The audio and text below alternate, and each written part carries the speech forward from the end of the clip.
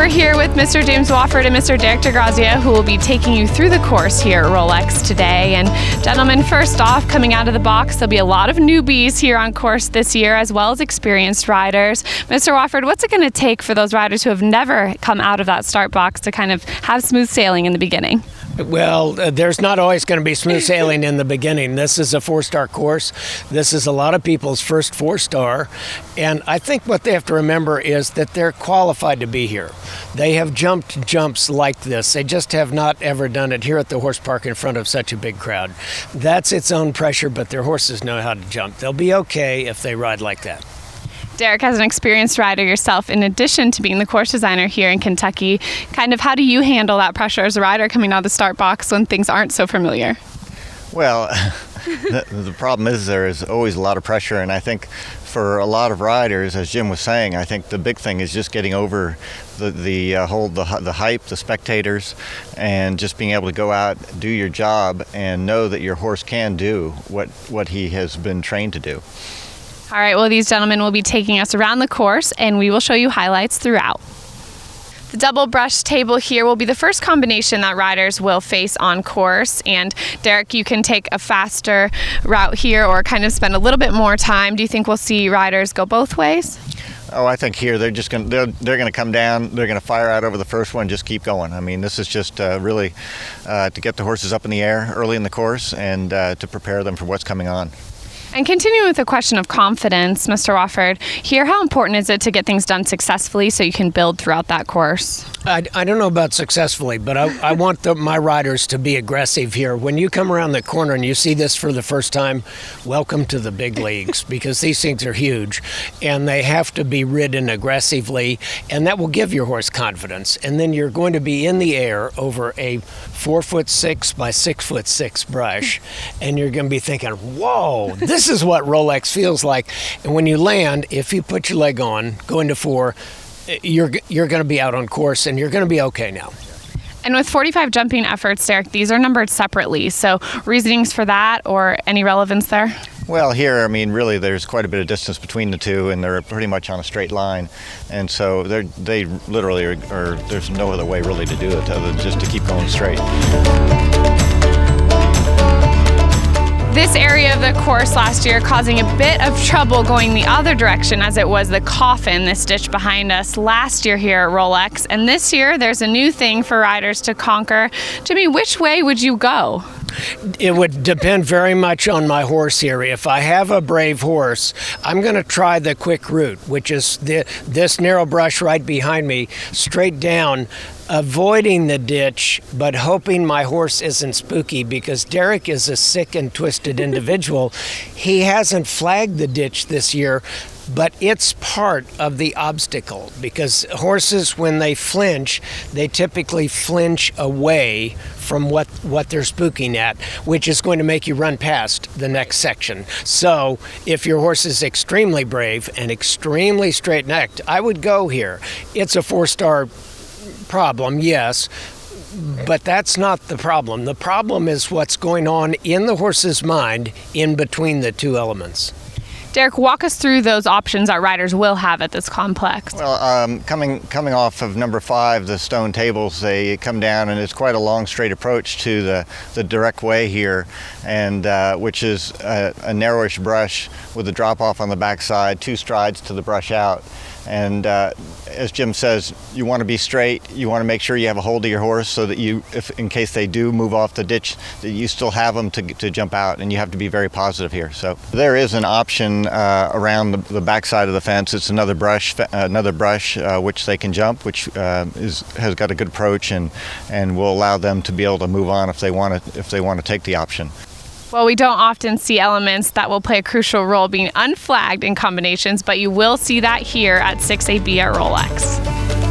This water complex last year ended a few riders' days, but coming into this over the rails, your first taste of water on the course, what do you need to do?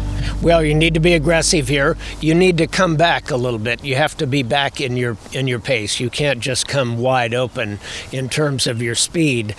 I think that the thing to remember here is every time you jump, you have to be looking at the next jump, because Derek's got a left-handed bend in here. You notice the last combination, the coffin, they're going to duck out to the left. Here they're going to duck out to the right. So that is one of the things that makes a 4-star hard, is the course designer will check, can you do this? And if the answer is yes, they'll say, cool, good boy, good girl, can you do this? And sometimes the answer is no, or no, I can't do them that quickly together. And I think that's what's going to go on here. With the fish on an angle like he's talking about, which side, or is there a side that you would kind of recommend riders take? I think the lines here, obviously, the two different lines, and it really depends on how committed the riders want to be, because the left side, they can definitely put more bend in it and take their time a little bit more. The right side is definitely a bit more direct. The outs, there's only one way to ride the out, but at the same time, I think we're going to see, three moving strides coming out, or else you'll see some jump over the fish and then just sort of take a breath and then get 4 little strides coming up out of the water here. So I think that there is room for choice here. I think the jump going in, I don't know, one way or the other is not going to really save time. So I think it's really a choice on what you want to do with your horse. And you're not jumping into water here, but obviously the terrain being a big factor. Absolutely. And I think you're coming up the mound to the rails, which is going to be a different question for them, as well as coming up and jumping over the rails with the drop off on the back side going down into the water. There's an option for the C element if you were to kind of swing a bit wide and mess up the turn there, or have an issue at C initially. Do you think we'll see many riders take that from the get-go? Not from the get-go. I think that will be their emergency plan. If things go wrong here at the fish, then you'll see them pull up, work their way around, and just pop out over it and kind of check this one off their list of things to do. The coffin complex here, certainly a factor in the past, and it will probably be again this year. There are several options here, but you'll want to come in with a game plan. You want to come in with a game plan. You want to come into here having jumped the first coffin at 6A and B well. If you didn't jump the first coffin well, you'd better go to some other plan here. The direct route over this rail and down across the ditch is 4-star already, and then you have more to do there, because you're going to have to make a serious decision which side of the wedge that you jump at 10B. Another reason here that it's so important to kind of know what your plan with Derek's courses, and when you kind of walk into this combination, or when I did anyways, you think to yourself, oh, the left side, it's right there. And then if you're smart enough to walk with someone like Mr. Wofford, he mentioned that maybe you should probably take a second look and think about that right side. Well, my thinking is here that the ditch already is going to make horses wander their line a little bit. Even very experienced horses wander a little bit. I mean, they don't jump absolutely straight when they jump a ditch with water in it. Then Derek has very carefully placed the brush on the slightly more direct line that will make horses move off to the side more than some riders will realize here. And so for that reason, I think that I'm going to suggest to my riders straight down, straight ahead, straight up the hill, and then right leg on and right neck rein and back in and jump it at the red flag. Derek, unlike some combinations where you kind of have a plan and then you can navigate away from that necessarily if things go a different way and maybe choose the other side or a different route depending on how you come in, here do you think you'll want to stick to that game plan that you started out with and choose a side and stay committed? Well, I think here riders have to know their horses, and they have to know jumping in how their horses, one, jump coffins to begin with, but two, how they jump over ditches as well, because I think jumping out, there are two different lines, two different distances to the brush, and I think depending on that will depend on which side you actually end up going to. And riders, the good riders could actually change midstream depending on how they jump in and jump over the ditch. A lot of different options riders can choose from here at the Sunken Road. Take us through those. Well, first of all, they're coming from the ditch brush, which is back around the bend here, and then as they come around the bend, they come to where we are, which is a bounce into the sunken road, 2 strides across, and then a bounce out over the brush. If they if they don't want to do that route, then they have the option of going around to the other side of the sunken road, jumping a 1 stride to the sunken road, and then 2 strides across, and then 2 strides out, which again will take some time, and but at the same time will give them another way around. Time is such a factor on this course, and as we saw last year, even with Allison Springer, it can cost you the win here at Rolex. So when you're making decisions like this, obviously you'll want to keep in mind what your horse's strengths and weaknesses, but do you have time kind of weigh in on those decisions too at something like this? Well, I am still of the mindset right now, if I have jumped clean up until this point with my horse, I'm going the fast way again, because if I'm clean, I'm over a third of the way into the course now. He's running well. If I have jumped some of these things that are now in my history, I'm coming to this. But that's the easy part, is to say, yeah, just keep coming. The hard part is, look at what you've done now. The last thing that we took a shot of was a very, very, very difficult fence. Then you gallop uphill, you jump a hammock, you jump a great big brush here behind us, and then after galloping wide open for about 45 seconds, you really have to compress. You have a very sharp turn here. This is more than a 90-degree turn, and you're at a very high rate of speed coming in, and you must be in a short, controlled pace when you come out of that. The technical problem here, you have to be very strong on a short stride to get in. Then you have to actually go a little weak, because you want your horse to just sort of step down into the sunken road. You don't want him to jump out into it. Take 2 short strides. Then you have to get very powerful again. There is a lot going on here. The rider is still going to have to be sharp mentally, and the horse is still going to be sharp physically. He can't be laying in the reins. He still has to be flexible and responsive. Well, fences are certainly all related on every course, but particularly here in Kentucky, where at the Coffin we saw this same type of rail coming in. So if your horse was a little uncertain of that, you're going to face it here just a few jumps later on in the course. After the Coffin, having those two fences just to have a gallop, sort of get into a rhythm, I think will let the rider settle down a bit after the first part of the course.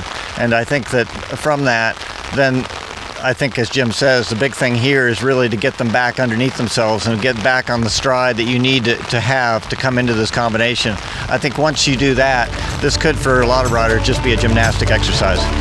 We've seen some brush corners to this point, but not like the corners that will be faced behind us.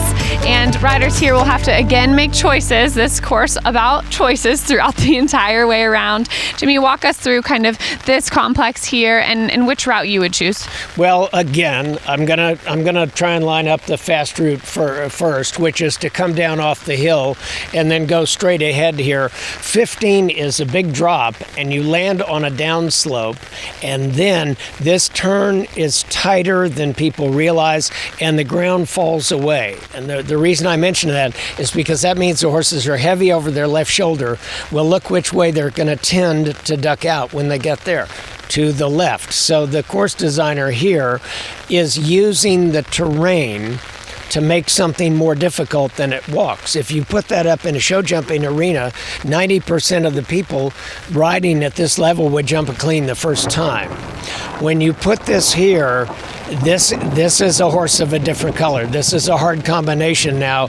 We're almost halfway around, so some of the horses are starting to lug a little bit. All right, and then for those newer riders, Derek, this combination, obviously they won't have seen anything like these down here before, but you had something similar last year. Yeah, the combination here is very similar to last year, and so I think for anybody that did see it, I mean, they realize it is very possible, and it actually rode quite well last year. But it is really for them dealing with the terrain, making sure they get their line, and then being able to carry out that and making sure they have a plan as to if they're gonna go for the big scopy stride here and do it in the 4, or if they're gonna stay out in 5, whatever they do. I think that they definitely have to have a plan coming in here. You've made it all the way here to 17A, and then you realize that Derek has put this tough test before you, and you're gonna want to make sure that you get it done here. Jimmy, how are you gonna do that? I'm still going the straight way. I'm out of options now. You know, a lot of these options I think are long. Not only are they longer, they're harder to do because you have to keep bending the horse back and forth. The obvious problem here is that when you land, you're at almost a 90-degree turn to the little table down in the corner. The not so obvious problem is that your horse is going to land down a steep slope, and that's a dramatic change in their balance. You have to be able to land correctly here and keep your eye where you're going. Very definitely a combination that as your horse is jumping this element, you already have to be pre-planning the next element. We've had a pretty good gallop up the hill here from the corners, which we did last, and this combination, this feature has been on the course for quite a long time as far as the hollow. However, this year it is a new question here, and obviously you have to deal with the terrain as well as maintaining the line here, because you have to get the line to the second fence to be able to jump out over the third, and really that's what it's all about. And you know, there are no real options here. Obviously there are ways that after you jump the first fence, whether you ride a little more direct or a little more of a bow, but in reality you have to get to the second fence the correct way in order to get out over the third. All about being scrappy at a 4-star, and we will see a lot of scrappy riding here at the Hollow. Here at the head of the lake, one of the most famous complexes at Rolex, but we need to talk for just 1 second about the crowds, because here there will be a lot of crowds, as there will be through all those galloping lanes. How does that come into play as a rider, Mr. Wofford? I think it affects some horses. The more experienced horses and riders, they won't really notice, but the first time horses come around this corner in their career, they're going to hold back. Well, that's not a good frame of mind to jump into the head of the lake. The head of the lake is like the 18th at the Masters. It draws an enormous crowd, and you can feel them as you come down to this. It's this complex this year is similar to last year. And last year it was very difficult, and I think that pretty much tells you what my attitude is going to be coming in here. I'm going to have to get them back. It's been quite a long gallop from the hollow, only one big table, but now we have to be back in hand. You mustn't steeplechase this jump or you'll just vanish into the water there. You have to be back in hand, under control, back on your line again if you want to jump the head of the lake ride.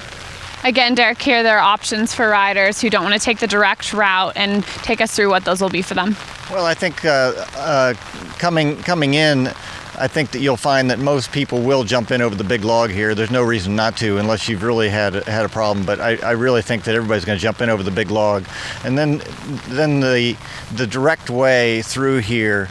I think that for a lot of riders, they'll realize that this comes pretty quick at you, and I think that you have to be on your toes and be ready after you jump in over the log for the next part that comes up, which is going out of the water, making a turn, jumping back in over some rails, and then jumping a duck in the middle of the water, again going a little ways, jumping up a bank out of the water, and then having a distance to a brush corner after that. And once you get into that whole sequence, you've got to be pretty much on your toes, because it will come at you quick. Well, the Philip Duttons, Andrew Hoyes, and William Fox Pitts will know what it takes kind of coming around this corner to get it done. But for some of those newbies here, they might be a little bit surprised when they are used to dropping into water. It doesn't take as much guts as it will take here. Yeah, this is a big drop into water. This is as big as it gets. There'll be some broken hearts here. You know, people are going to jump in well, and they're not going to come out well because they lose their line, they lose their concentration, their horse loses its concentration, and the next thing you know, you've had a 20. After the head of the lake, they have a nice galloping fence, the table, which brings them back up towards the Normandy Bank, where I think the Normandy Bank, again, I think last year they had to ride that quite well. I think they're going to have to do that as well this year. After the Normandy Bank, they have quite a long gallop down the hill to the infield water, which again, not being, I think it's a bit straightforward this year, but I think at this point in the course it needs to almost be that way. And then they have one jump after that before they come to where we are right now. Well, in the past, we've certainly seen a lot of riders make it about to this point and then not cross those finish flags that they're aiming for over here at Rolex behind us. But this another combination that will play a factor, 26AB, the Smart Pack Horse Park shelters, and there's quite big ditches under these, Derek. I think that this is quite different from what it has been in the past couple of years, and this year we put the horse park shelters over the ditches. As much as the ditches are there, I don't know that they're going to play a factor into this, but I think that the jumps are there. They're decent sized jumps, but at the same time, I think they're going to allow people to get through. I think that the big thing is the riders are going to have to still have to ride a line here and have to pay attention. They just can't come down here and just sort of think it's going to happen, because at this point in the course, usually the horses are a little bit tired, and you definitely have to keep it together to make sure you finish. Well, taking care of your horse here, always a huge priority. And for those riders who kind of haven't been as far around here, they'll also probably be a little bit mentally exhausted, if nothing else, getting to this point. I think that plays a factor here. And the people that I walk with now, I'm going to be reminding them, look, you jump the first one so that you can get at the second one. We pace it carefully. We know how it's supposed to ride, but it's up to the rider to make it ride that way. It's been designed to ride very well, but you have to ride very well to make it ride well. A long, tough course here in Kentucky. And Mr. Wofford, if you were setting out on this course at Rolex, what would your plan be? That I hope I would be back here in about 11 minutes, because there's a lot to do from the start here until now you jump the last few fences. I think Derek has very wisely built nice, huge, simple fences for the last 4 or 5 efforts, because the horses really have to do a lot of jumping this year, a lot of straight routes, a lot of concentration, very possible with the right attitude and the right mental toughness. Well, Derek, plain and simple, what do you think it's going to take for riders to get it done here on Saturday? I think that, one, they have to ride smart. You have to know your horse, and I think you have to know when to take advantage of the opportunities that you're given. All right, gentlemen, do you have any favorites within the field? Yes. Well, you'll have to check in with these guys here on course. Maybe they'll be willing to expose some of those later on, but nonetheless, it will be a fantastic day of spectating and for everyone here at the horse park on Saturday.